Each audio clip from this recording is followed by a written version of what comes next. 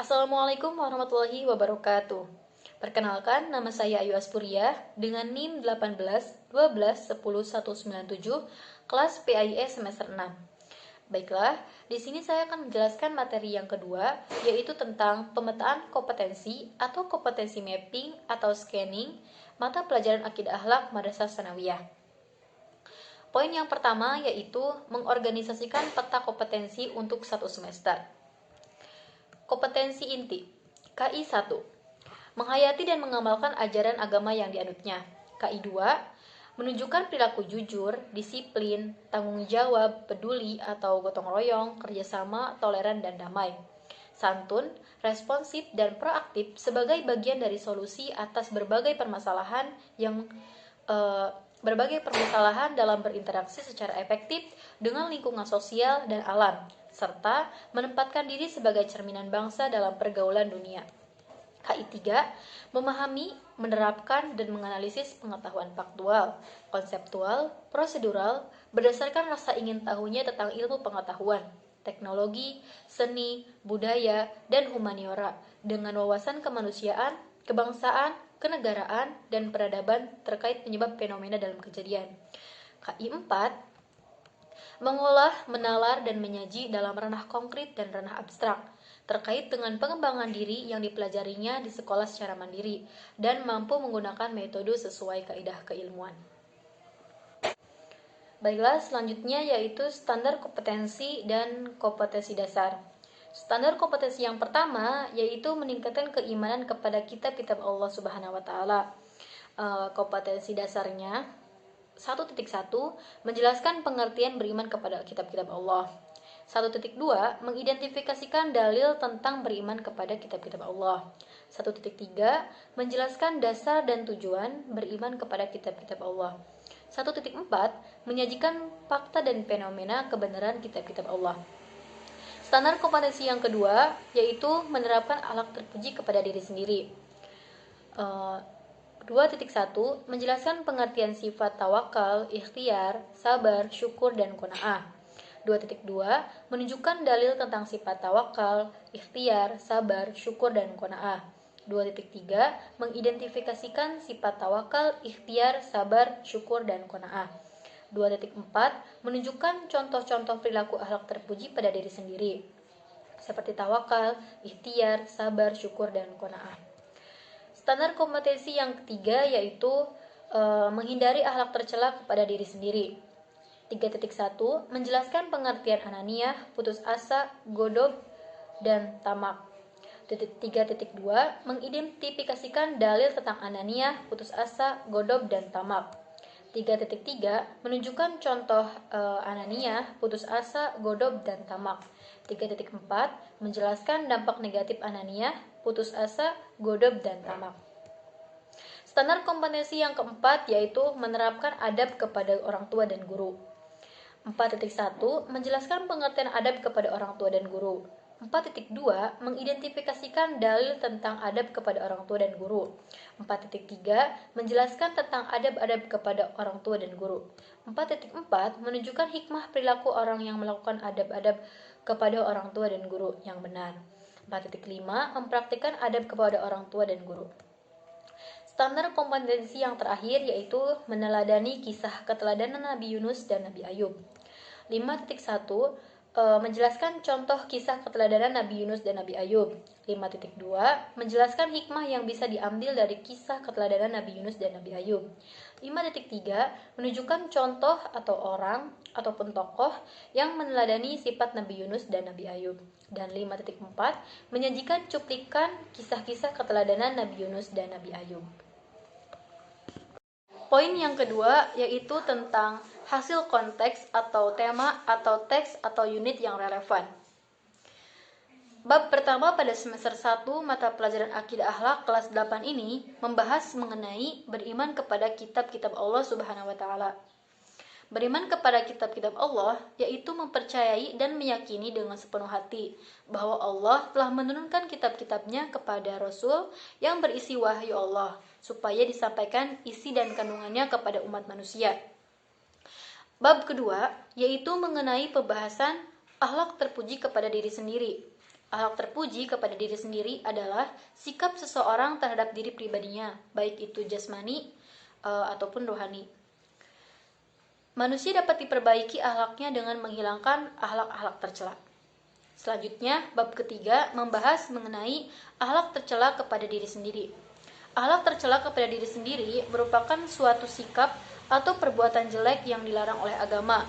Karena pada dasarnya, agama mengajarkan kita untuk selalu bersikap baik, terutama menjaga perilaku serta perbuatan yang akan kita lakukan.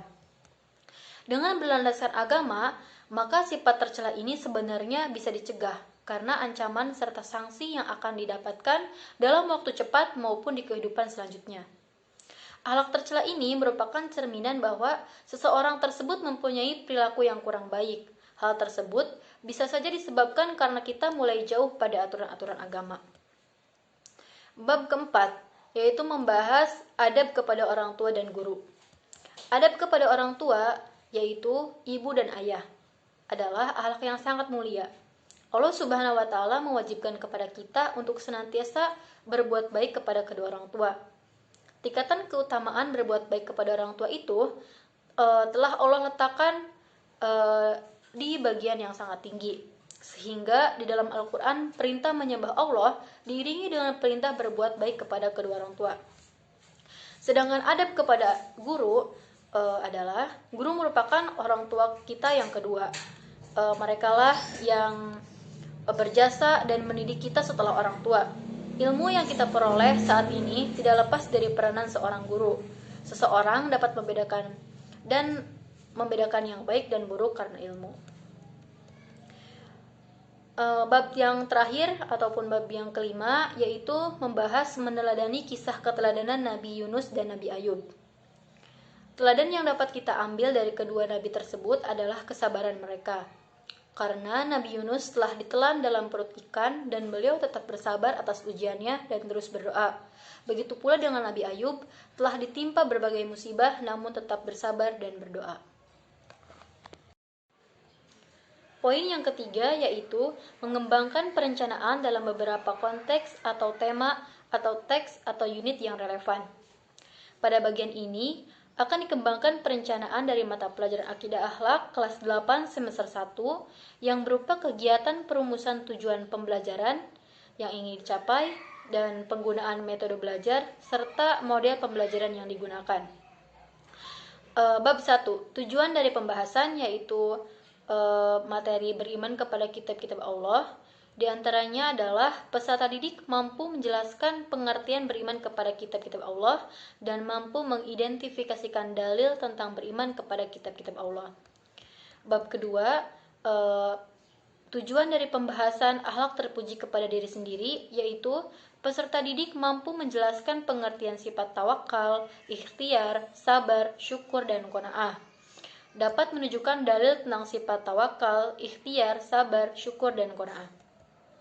Bab ketiga yaitu tentang akhlak tercela kepada diri sendiri. Tujuannya adalah peserta didik mampu menjelaskan pengertian anania, putus asa, godob, dan tamak. Yang kedua, dapat mengidentifikasikan dalil tentang anania, putus asa, godob, dan tamak. Selanjutnya bab keempat tentang adab kepada orang tua dan guru. Tujuannya adalah yang pertama, peserta didik mampu menjelaskan pengertian adab kepada orang tua dan guru. Yang kedua, peserta didik dapat mengidentifikasikan dalil tentang adab kepada orang tua dan guru. Yang selanjutnya adalah bab kelima tentang meneladani kisah keteladanan Nabi Yunus dan Nabi Ayub. Tujuannya adalah dapat menjelaskan contoh kisah keteladanan Nabi Yunus dan Nabi Ayub. Yang kedua, mampu menjelaskan hikmah yang bisa diambil dari kisah keteladanan Nabi Yunus dan Nabi Ayub. Pada umumnya, pembelajaran tidak akan berjalan dengan efektif apabila tidak adanya rencana pembelajaran. Selanjutnya, metode pembelajaran yang digunakan. Metode pembelajaran yang digunakan akan disesuaikan dengan materi yang akan diajarkan. Misalnya, pada bagian menjelaskan materi meneladani kisah keteladanan Nabi Yunus dan Nabi Ayub, digunakan metode cerita. Sedangkan metode yang lain yaitu metode ceramah dan metode tanya jawab. Media yang digunakannya adalah berupa video, PowerPoint, dan papan tulis. Dan selanjutnya adalah model pembelajaran yang dapat digunakan, misalnya yaitu model pembelajaran ekspositori. Model pembelajaran ekspositori ini adalah model yang menekankan kepada proses penyampaian materi secara verbal dari seorang guru kepada sekelompok siswa dengan maksud agar siswa dapat menguasai materi pelajaran sesuai dengan tujuan yang telah ditentukan. Poin yang keempat yaitu mengembangkan ide-ide pembelajaran. Perkembangan peradaban zaman yang semakin maju membuat manusia harus berinovasi dalam setiap langkahnya. Salah satunya adalah dalam dunia pendidikan. Pendidikan akan terus mengalami perubahan seiring majunya perkembangan zaman, khususnya dalam teknologi. Oleh karena itu, demi terus berlangsungnya pendidikan dibutuhkan kreativitas dan inovasi dalam pembelajaran. Penulis akan sedikit mengembangkan ide-ide pembelajaran yang dapat membantu pendidikan terus dikembangkan. Teknologi yang semakin maju membuat siapapun harus mengikuti laju perkembangannya, tak terkecuali pendidikan. Salah satu ide pengembangan pembelajaran yaitu menggunakan media sosial, misalnya membuat tugas dan diupload ke media sosial sebagai metode pembelajaran yang berbasis teknologi, dan juga sebagai salah satu cara agar media sosial dapat dimanfaatkan sebaik-baiknya dengan cara digunakan untuk saling berbagi pengetahuan. Mungkin hanya itu yang dapat saya sampaikan, kurang dan lebihnya mohon maaf. Wassalamualaikum warahmatullahi wabarakatuh.